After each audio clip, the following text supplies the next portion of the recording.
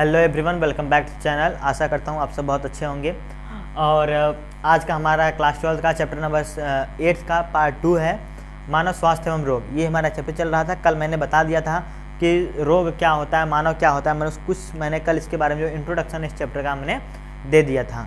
मैंने कल स्वास्थ्य की परिभाषा आपको बता दी थी कि रोगों की अनुपस्थिति को ही क्या कहते हैं, स्वास्थ्य कहते हैं। उसमें मैंने 2 एग्जाम्पल दिया था। एक जो WHO ने दिया था, WHO ने आपको ये बताया था, WHO का फुल फॉर्म होता है वर्ल्ड हेल्थ ऑर्गेनाइजेशन, जिसका मतलब होता है हिंदी में विश्व स्वास्थ्य संगठन। उसने सन 1904 में ये परिभाषा दी थी कि जो मनुष्य शारीरिक रूप से, मानसिक रूप से एवं सामाजिक रूप से स्वस्थ हो वही क्या है, स्वस्थ है। ठीक, मैंने उसके बारे में कल डिटेल से बताया था और कल की कुछ भी, ठीक ना। तो ये चीज़ें थी। उसके बाद आज हम पढ़ने वाले हैं कि रोग क्या होते हैं।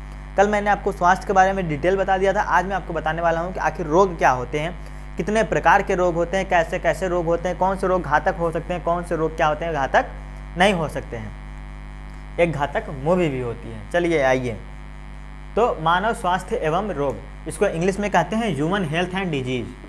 मैं NCERT पोर्शन लेके कवर करते हुए चल रहा हूँ, इसलिए कोई टेंशन वाली बात नहीं है। Human health, HEALTH, human health and disease, DIEASE, human health and disease, chapter number 8 है। ये क्या है, बायोलॉजी का NCERT पोर्शन है और ये क्लास 12 का है, ठीक ना। तो आज हम पढ़ेंगे क्या, रोगों के बारे में, यानी रोग क्या होते हैं। देखो रोग क्या होते हैं, जब कोई व्यक्ति का जो शरीर है उसके जो अंग है, एक या एक अंग, मतलब एक या एक से अधिक अंग किसी चीज़ से अगर वो ग्रसित या प्रभावित है तो वो व्यक्ति क्या होता है, रोगी होता है। ठीक, अगर आपका कोई भी शरीर का अंग, कोई भी बॉडी पार्ट अगर वो प्रॉपर वर्क नहीं कर रहा है तो आप क्या है, रोग से, किसी न किसी रोग से ग्रसित हैं। अब समझ में आ गया कि रोग क्या होता है। जैसे मान लो कि अगर आपका हाथ है, ठीक, अब नॉर्मली हमारा हाथ जो काम करता है, या हमारा जो पैर जो बेसिकली जो काम करता है, अगर इस हाथ और पैर को जो नॉर्मल काम है, जो ये पहले मतलब जो एक दूसरा मतलब कि जैसे मान लो पैर का काम है चलना, ठीक, पैर की मदद से हम चलते हैं। अगर हमें चलने में कठिनाई हो रही है, हमें दर्द महसूस हो रहा है, यानी हमें पैर से समस्या है, तो हम क्या है, कहीं ना कहीं रोग से ग्रसित या पीड़ित हैं। हमारा हाथ से काम है लिखने का, पढ़ने का, किसी को थप्पड़ मारने का, ठीक ना। अगर इन सब चीज़ों को करने में अगर आपको दिक्कत हो रही है, यानी आपके हाथ में कोई ना कोई समस्या है, कोई ना कोई रोग है। तो अब हम लिखते हैं रोग की परिभाषा क्या होती है। तो लिखो, जब एक या एक से अधिक, रोग की परिभाषा है जब एक या एक से अधिक, जब एक या एक से अधिक, एक से अधिक अंग या अंग तंत्र जब प्रभावित होते हैं, जब एक या अधिक अंग या अंग तंत्रों के कार्यों पर प्रतिकूल प्रभाव पड़े, जब एक या एक से अधिक अंग या अंग तंत्रों पर, या अंग तंत्रों पर प्रतिकूल प्रभाव पड़े, प्रतिकूल प्रभाव पड़े, जब एक या एक से अधिक अंग या अंग तंत्रों पर प्रतिकूल प्रभाव पड़े, प्रतिकूल प्रभाव पड़े तथा जिससे शरीर में विभिन्न लक्षण उत्पन्न होता है, तथा जिससे शरीर में विभिन्न लक्षण उत्पन्न होता है, उत्पन्न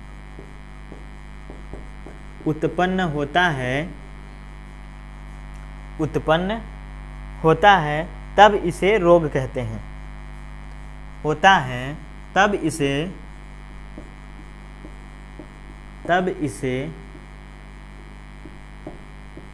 रोग कहते हैं। ठीक, रोग क्या होता है, जब एक या एक से अधिक अंग या अंग तंत्रों पर प्रतिकूल प्रभाव पड़े, यानी विपरीत प्रभाव पड़े। प्रतिकूल का मतलब होता है विपरीत प्रभाव पड़े, तथा जिससे शरीर में विभिन्न लक्षण उत्पन्न होता है, तब इसे रोग कहते हैं। ठीक ना।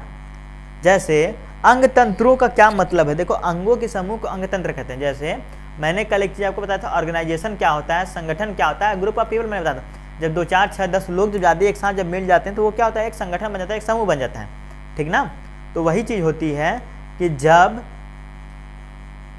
होता है मतलब जब एक या एक से अधिक अंग या अंग तंत्रों पर प्रतिकूल प्रभाव पड़े तो जिससे शरीर में विभिन्न लक्षण, अलग अलग प्रकार के जो लक्षण है वो उत्पन्न होने लगे, तब वो क्या होता है, वो मनुष्य, वो व्यक्ति, वो सजीव प्राणी, वो क्या हो जाता है, किसी न किसी रोग से वो क्या हो जाता है, ग्रसित हो जाता है, ठीक ना। अब देखो, रोग कितने प्रकार के होते हैं? रोग मुख्यतः 2 प्रकार के होते हैं। एक होता है जन्मजात रोग, एक होता है उपार्जित रोग, ठीक। तो पहले इसका स्क्रीनशॉट लीजिए आप लोग। चलो,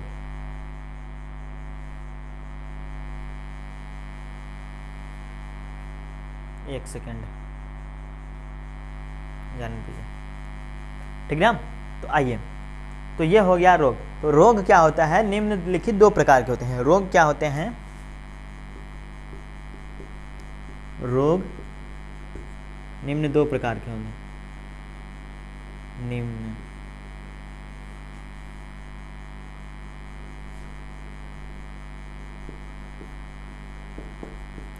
2 प्रकार के होते हैं, 2 प्रकार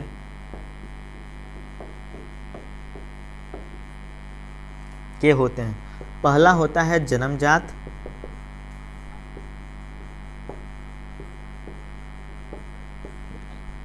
रोग,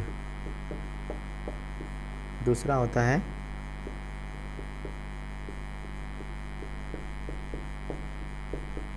उपार्जित रोग। चलो, कुछ तो लोग कहेंगे लोगों का काम है कहना। जन्मजात रोग और उपार्जित रोग। अब जन्मजात रोग क्या होता है? अब देखो, शब्द से ही क्लियर है कि जन्म से होने वाले रोग को कहते हैं ना, कभी कभी अरे तो जन्मजात बेवकूफ़ है, या तो जन्मजात पैदाइशी, वही जन्मजात या पैदाइशी, या तो बहुत समझदार है, तो उनके घर एक लड़का फलाने का हो चीज़ें हैं, वो क्या है, बच्चा समझदार है, ठीक ना। तो जन्मजात यानी ऐसा रोग जो जन्म से ही हो, ठीक, बाय बर्थ, वो क्या होता है, वो रोग जन्मजात होते हैं। और कुछ ऐसे रोग होते हैं जो क्या होते हैं कि जन्म से मतलब पैदा होने के बाद उसे व्यक्ति को वो रोग होता है, तो वो होता है उपार्जित रोग। अब जैसे जन्मजात रोगों में कौन से रोग हैं? जैसे एक रोग है जिसका नाम है हीमोफीलिया। हीमोफीलिया होता क्या है, थोड़ा सा इसके बारे में बता दूं, 1 मिनट आपको। हीमोफीलिया में क्या होता है कि ब्लड क्लॉटिंग नहीं होती। ब्लड का क्लॉट नहीं मतलब खून का जो होता है थक्का नहीं जमता। क्लॉट का मतलब होता है थक्का, ब्लड का मतलब होता है खून। तो वहाँ पे क्या होता है, क्लॉट नहीं करता है ब्लड, ठीक। यानी अगर किसी व्यक्ति को माइनर सा भी कट है, यानी अगर आपके हाथ में हल्का सा भी कट आ गया, तो वो जो खून है वो जमेगा नहीं, और जब खून जमेगा नहीं तो excess amount of blood loss होगा, यानी अत्यधिक मात्रा में आपकी जो रक्त की है वो हानि होगी, जिसकी वजह से उस व्यक्ति की क्या हो सकती है, मृत्यु भी हो सकती है। और ये 90 से 95% ये चांसेस ये होते हैं कि ये जो रोग होता है हीमोफीलिया नामक रोग, ये सिर्फ और सिर्फ लड़कों में होता है, लड़कियों में बहुत न के बराबर पाया जाता है। ये क्यों नहीं लड़कियों में पाया जाता है, लड़कों में ही ज़्यादातर इसकी मात्रा क्यों होती है, ज़्यादातर लड़कों में ही क्यों होता है, ये आप जब पढ़ेंगे अनुवांशिकता क्या है उसके उस चैप्टर में आपको ये बताया जाएगा कि आखिर ये जो हीमोफीलिया जो रोग है ये लड़कों में ही क्यों होता है, लड़कियों में नहीं होता, ठीक। ऐसा नहीं कि नहीं हो सकता है, पर ज़्यादातर चांसेस हैं कि वो नहीं होता, क्योंकि थोड़ा सा उसमें लंबा प्रोसेस है, एंटीजन चीज़ें हैं, बाकी चीज़ें हैं कि उसमें माँ को भी होना चाहिए, पिता को भी होना चाहिए, रिसेसिव डोमिनेंट कैरेक्टर, इन सब चीज़ें आ जाएंगी तब, इसलिए नहीं बता रहा हूँ आपको। बस इतना जानो कि यहाँ पे ज़्यादातर चांसेस हैं जन्मजात में जो आपका है हीमोफीलिया नामक रोग, वो किसको होता है, वो लड़कों को होता है। नेक्स्ट है वर्णांधता। वर्णांधता मतलब होता है कलर ब्लाइंडनेस। शायद आप इंग्लिश अच्छे समझ आओ वर्णांधता की, तो मतलब जिस व्यक्ति को कलर पहचानने में या कुछ कलर्स देखने में दिक्कत होती है, वो क्या होता है, उस रोग से ग्रसित होता है। और ये जो रोग होता है वो क्या होता है, जन्मजात होता है, ठीक। उपार्जित रोग में सबसे बड़ा जो लक्षण है या सबसे बड़ा जो उदाहरण है वो कौन सा उदाहरण है, कैंसर का, ठीक। कैंसर क्या होता है कि आपको ये बाय बर्थ नहीं होगा। अब देखो एक चीज़ और मैं यहाँ पर क्लियर कर दूँ आप लोगों को कि बाय बर्थ का क्या मतलब, यानी जन्म से मतलब कि माँ को है तो वो आने वाली पीढ़ी यानी आने वाली उसकी संतान में भी होगा, तो वो रोग क्या होता है कि जन्मजात रोग होता है, ठीक।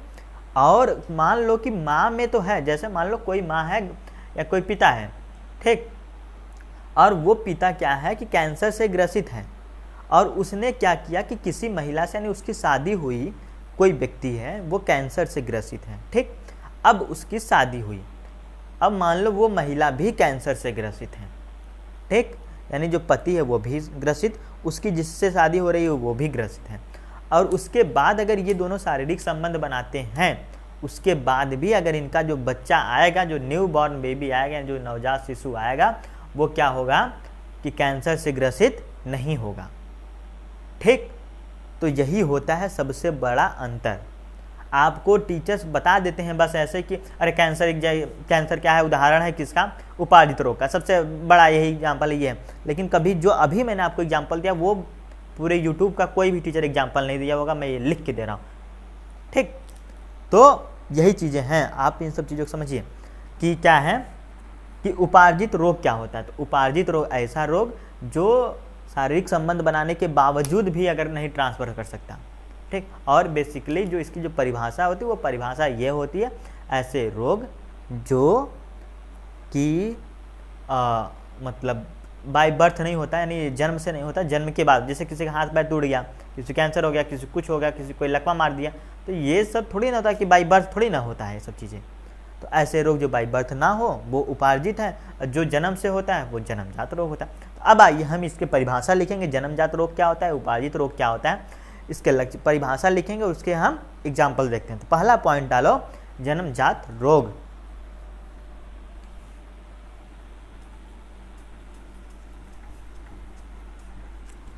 जन्मजात रोग, ऐसे रोग जो जन्म से होते हैं उन्हें हम कहते हैं जन्मजात रोग। इसमें एग्जाम्पल में हीमोफीलिया था, आपका वर्णांधता था, वर्णांधता यानी कलर ब्लाइंडनेस। आइए जन्मजात रोग, पहला है रोग में जन्मजात रोग, जन्मजात रोग। चलो इसकी परिभाषा देखो, वे रोग जो पीढ़ी दर पीढ़ी वंशागत होते रहते हैं, वे रोग जो पीढ़ी दर पीढ़ी, जो पीढ़ी दर पीढ़ी, जो पीढ़ी दर पीढ़ी वंशागत होते रहते हैं, वंशागत होते रहते हैं, वे रोग जो पीढ़ी दर पीढ़ी वंशागत होते रहते हैं और बच्चों के जन्म से ही उपस्थित होते हैं, और बच्चों के जन्म से ही उपस्थित होते हैं, और बच्चों के जन्म से ही उपस्थित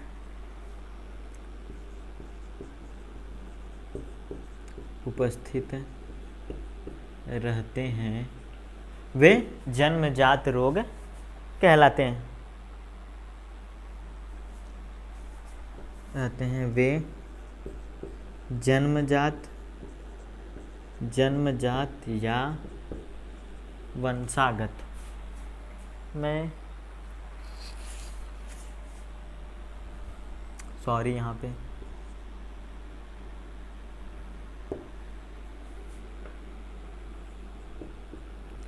वे जन्मजात या वंशागत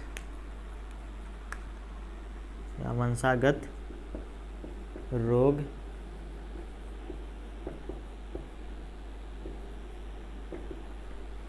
कहलाते हैं, ठीक। इसका हम लिखेंगे उदाहरण। उदाहरण में पहला है हीमोफीलिया, वर्णांधता को ही कहते हैं कलर ब्लाइंडनेस। COLOR या COLUR एक ही होता है, मतलब उसका दिक्कत नहीं है, कलर ब्लाइंडनेस, ठीक।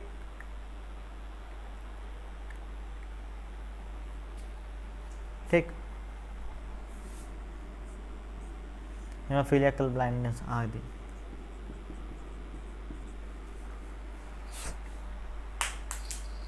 मुझे तो नहीं लग रहा कि इसमें से कुछ चीज़ समझाने वाली, स्क्रीनशॉट ले लो।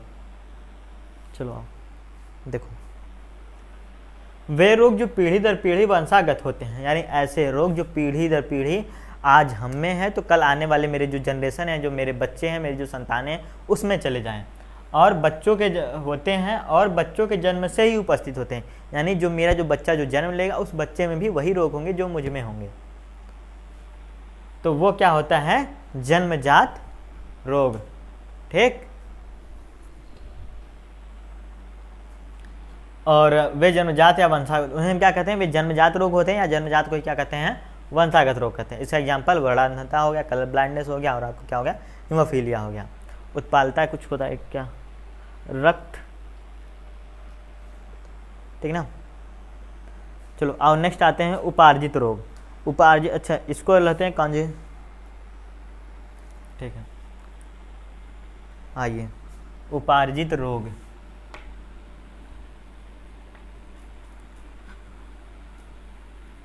वे रोग जो पीढ़ी दर पीढ़ी ट्रांसफर नहीं होते हैं ना।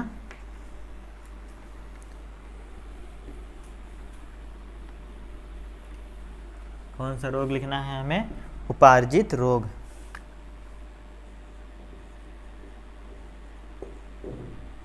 उपार्जित रोग ना, इसका परिभाषा लिखो।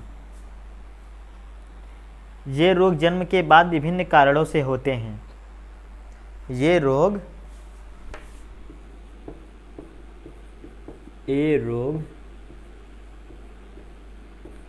जन्म के बाद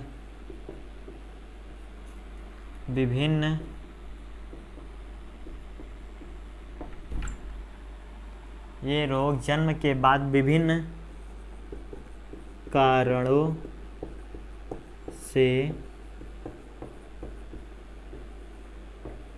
होते हैं।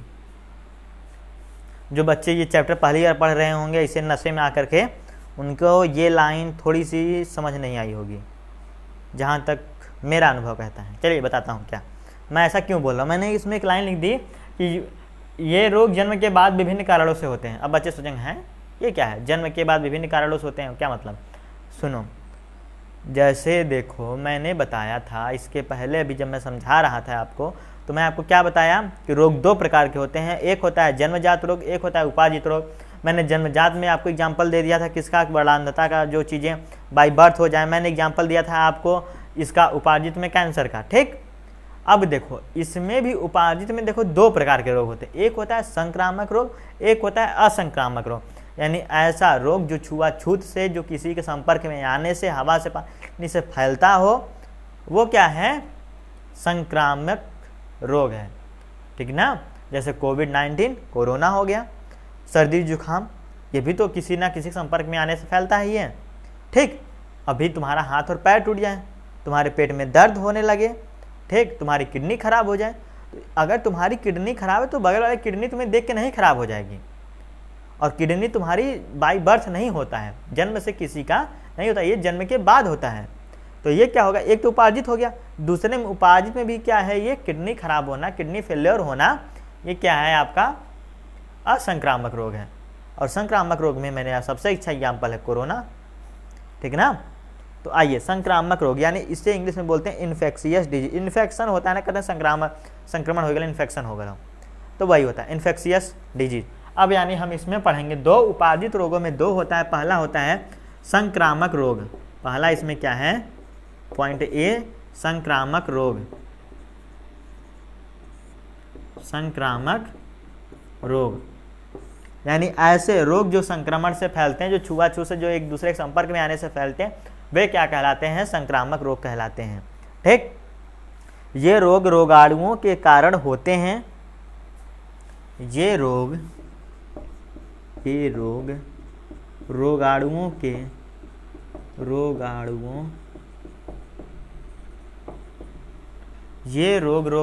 के कारण होते हैं तथा विभिन्न रोगाणुओं के कारण होते हैं तथा विभिन्न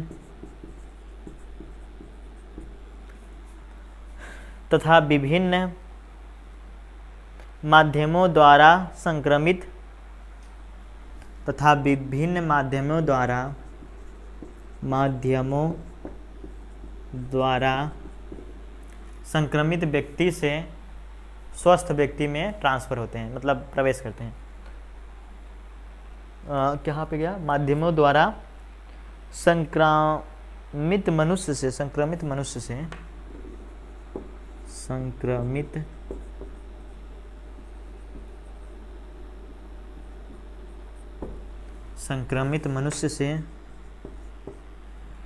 स्वास्थ्य मनुष्य में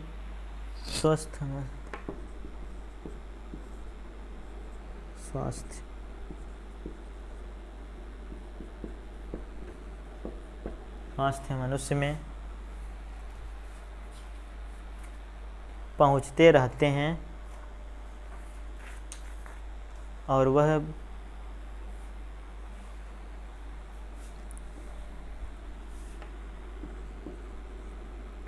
पहुँचते रहते हैं और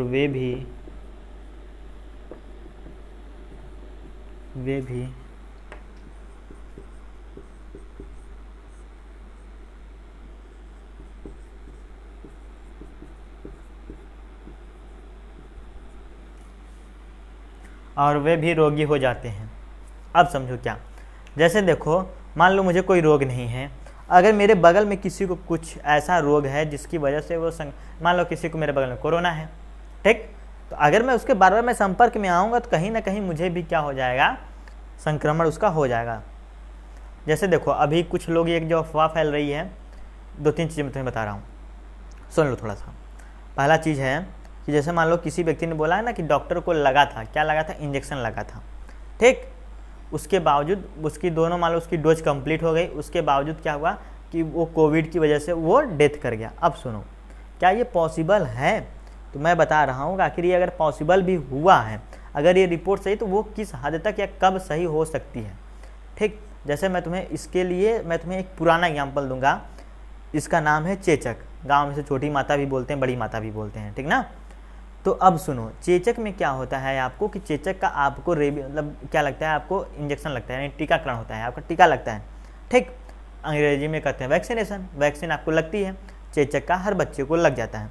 लगने के बावजूद भी कभी कभी उस बच्चे को हो जाता है ना, लेकिन उस बच्चे को कोई दिक्कत नहीं होती, वो बच्चा कुछ अब, लेकिन जबकि वो जो होता है कि वो किसी बच्चे को होना ही नहीं चाहिए।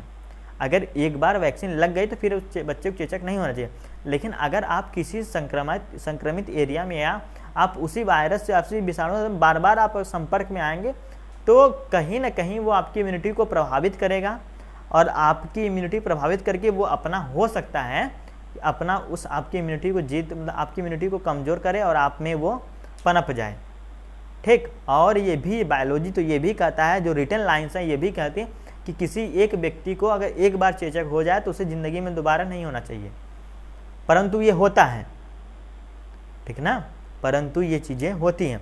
तो फिर भी यहाँ पे साइंस फेल है। तो अगर आप लाखों करोड़ों में अगर किसी एक को या 10 लाख में 5 लाख में अगर किसी व्यक्ति को एक चीज़ें हो रही हैं तो आप इसे नहीं कह सकते हैं कि ये क्या है, ये गलत चीज़ें हैं, पहला चीज़। और दूसरा चीज़, अच्छा जैसे कुछ लोग बोल रहे होंगे कि 5G से रेडिएशन हो रहा है यार, 5G से ये चीज़ हो रहा है कोविड। एक एग्जांपल दे रहा हूँ तुम्हें, सिंपल समझो। 4G भी रेडिएशन होता है, हर एक चीज़ से रेडिएशन होता है। जो भी इलेक्ट्रॉनिक चीज़ें हैं उससे कहीं ना कहीं रेडिएशन से निकलती हैं, रेडिएशन होता है, विकिरणें निकलती हैं, उससे रेडिएशन होता है, ठीक। सपोज 5G से रेडिएशन हो रहा है, सबको कोरोना हो रहा है, वो 5G का रेडिएशन है, चलो मान लेते हैं, ठीक। अब ये बताओ, अगर तुम लोग 12th के हो बच्चा, तो एक सिंपल सा क्वेश्चन, रेडिएशन क्या प्लास्टिक से रुक सकता है? क्योंकि जो डॉक्टर्स पहन रहे हैं वो पीपीई किट पहन रहे हैं, वो तो प्लास्टिक का बना है ना। तो क्या रेडिएशन प्लास्टिक को रोक सकता है? क्या अल्ट्रा वायलेट रेज जो होती हैं, जो अल्फा बीटा गामा जो किरणें निकलती, वो प्लास्टिक को भेद नहीं पाएंगी? इतना सिली सा पॉइंट है ये, तो ये गलत है, ठीक ना, ये चीज़ें नहीं है। और इलेक्ट्रोमैग्नेटिक वेव्स निकलती हैं, अगर 4G 5G जो नेटवर्क लगते हैं उससे आप सूंघ नहीं रहे हो, आप वेव्स को, तरंगों का आप सूंघते नहीं हो कि आपके जाके लंग्स को प्रभावित कर देंगी। लेकिन इंडिया में सब ज्ञानी है, बैल है सब, मतलब क्या बताया जाए, चलो आओ। संक्रामक रोग क्या होता है? ये रोग रोगाणुओं के कारण होते हैं तथा विभिन्न माध्यमों द्वारा संक्रमित मनुष्य से स्वास्थ्य मनुष्य में पहुंचते रहते हैं और वे रोगी हो जाते हैं। जैसे मान लो मुझे कोई संक्रमण हुआ है, मतलब संक्रमण हुआ है, तो कभी कभी तुम लोग सुनते हैं ना, जैसे किसी खसरा उसरा हुआ है, चीज़ें होता है, तो लोग कहते हैं ना उसका तौली मत यूज करो, उसका साबुन मत यूज करो, उसकी कंघी मत यूज करो, लोग कहते हैं ना। क्यों? तो वही बोल रहा ना कि विभिन्न माध्यमों द्वारा ना, अलग अलग माध्यमों से वो आपको क्या कर सकता है? प्रभावित कर सकता है। तो यही चीज़ें हैं कि इन सब चीज़ों से क्या हो सकता है, किसी भी व्यक्ति क्या हो सकता है, वो संक्रमण का शिकार हो सकता है, ठीक ना। तो ये सब क्या होते हैं? संक्रामक रोग होते हैं। इसमें क्या क्या है? उदाहरण मलेरिया हो गया, टाइफाइड हो गया, जुकाम हो गया, एड्स हो गया। उदाहरण इसका लिखो।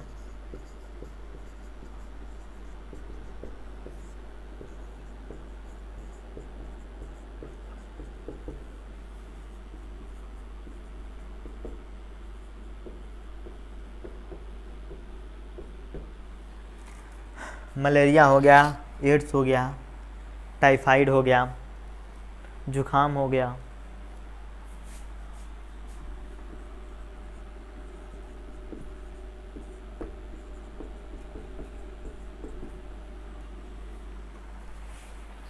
देखो ये सब क्या होते हैं? संक्रामक रोग। यानी मलेरिया होगा, एड्स हुआ, टाइफाइड, जुकाम, ये सब क्या होते हैं? संक्रामक रोग होते हैं। ये किसी संपर्क में आने से आपको हो सकता है। तो अब इसे हम इरेज करते हैं और अब आपको पढ़ाते हैं क्या? असंक्रामक रोग, कि ऐसे रोग जो मतलब संपर्क में आने से भी नहीं होते हैं, वो सब क्या होते हैं? असंक्रामक रोग। सॉरी, यहाँ पे लिख लेना जी, स्क्रीनशॉट ले लो, लो, यही था संक्रामक रोग। ये रोग रोगाणुओं के कारण होते हैं, ठीक ना। चलो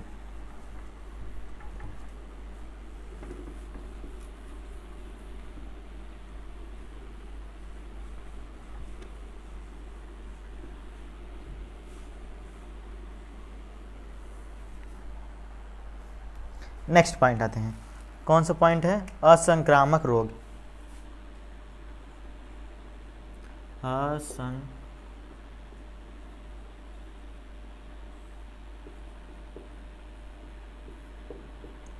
असंक्रामक रोग ना।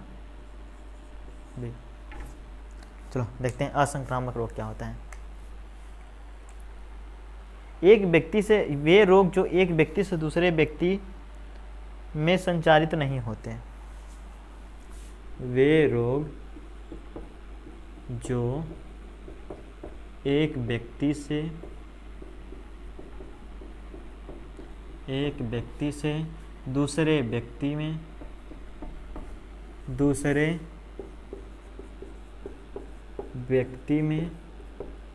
संचारित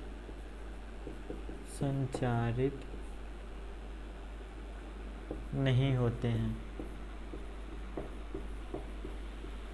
हैं, ऐसे रोग असंक्रामक रोग कहलाते हैं।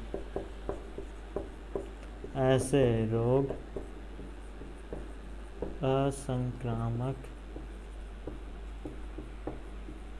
रोग कहलाते हैं।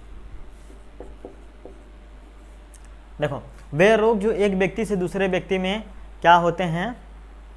नहीं प्रवेश करते हैं ना, संचारित नहीं होते, व्यक्ति में संचारित नहीं होते, वे क्या होते हैं? ऐसे रोग असंक्रामक रोग कहलाते हैं। एग्जाम्पल में क्या है? उदाहरण में कैंसर है, डायबिटीज है, चोट लगना आदि।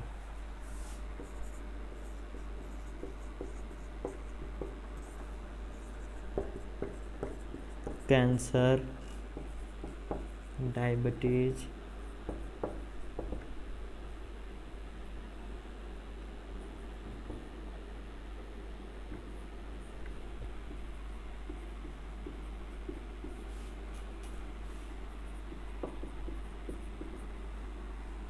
देखो कैंसर हुआ, डायबिटीज हुआ, चोट लगना आदि, ये क्या ऐसे रोग हैं जो आपको अगर है तो आपके बगल में आपके बगल वाले व्यक्ति को नहीं हो सकता। ये रोग क्या कहलाते हैं? असंक्रामक रोग कहलाते हैं। टेक योर स्क्रीनशॉट फटाक से। अब नेक्स्ट हम पढ़ेंगे रोगजनक क्या होता है। वे पैथोजन, मतलब रोगजनक क्या होता है? मतलब जिससे रोग जो कारक करता है, यानी जिसकी वजह से रोग होते हैं, वे रोगजनक कहलाते हैं। जैसे कोई वायरस हुआ, कोई बैक्टीरिया हुआ, कोई फंजाई हुआ, कवक हुआ, इन सब चीज़ों से आपको क्या होता है, रोग होता है ना, वही होता है क्या, रोगजनक। जो रोगजनक मतलब रोगों को उत्पन्न करने वालों को ही रोगजनक कहते हैं। तो रोगजनक क्या, वे जीव जो रोग उत्पन्न करते हैं, रोगजनक। हेडिंग है आपकी रोग जनक कि अब रोगजनक क्या होते हैं। ठीक, तो वे जीव जो रोग उत्पन्न करते हैं, वे जीव जो रोग उत्पन्न करते हैं, उत्पन्न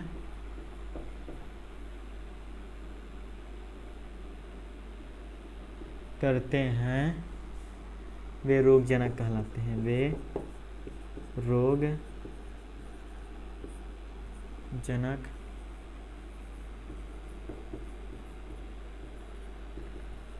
कहलाते हैं। ठीक ना, वे जीव जो रोग उत्पन्न करते हैं उन्हें हम क्या कहते हैं, रोगजनक कहते हैं। ठीक,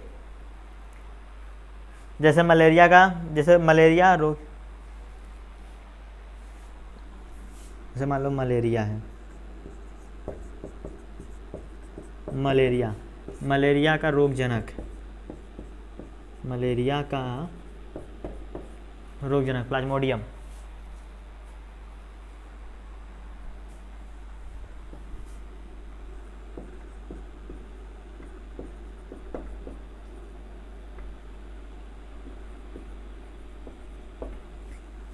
ये हो गया इसका रोगजनक। और इसका रोगवाहक क्या होगा, इसका रोगवाहक मादा एनीफिलीज।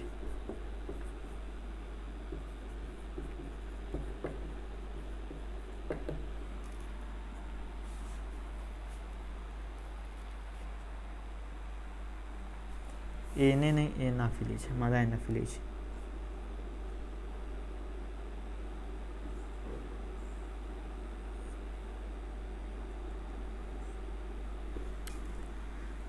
देखो, रोगजनक वे जीव जो रोग उत्पन्न करते हैं उन्हें रोगजनक कहते हैं। जैसे मलेरिया है, एक रोग है। मलेरिया क्या है, ये मलेरिया क्या है, एक रोग है ना।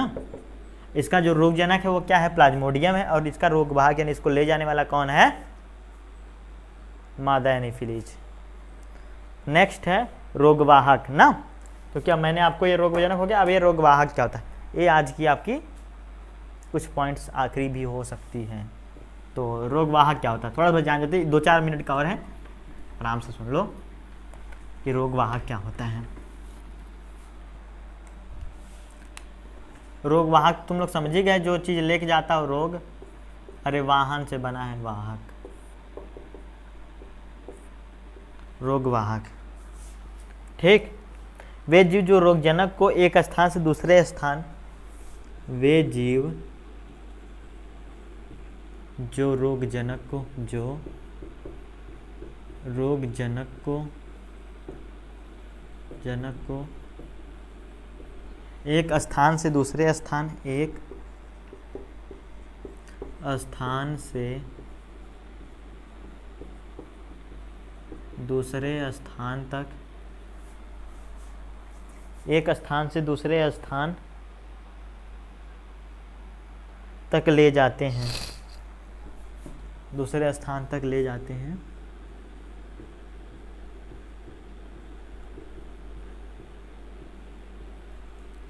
रोगवाहक कहलाते हैं ना।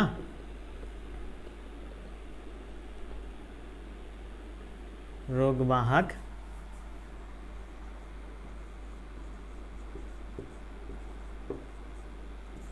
रोगवाहक कहलाते हैं। ठीक, वे जीव जो रोगजनक को एक स्थान से दूसरे स्थान तक ले जाते हैं उन्हें हम क्या कहते हैं, रोगवाहक। Take screenshot.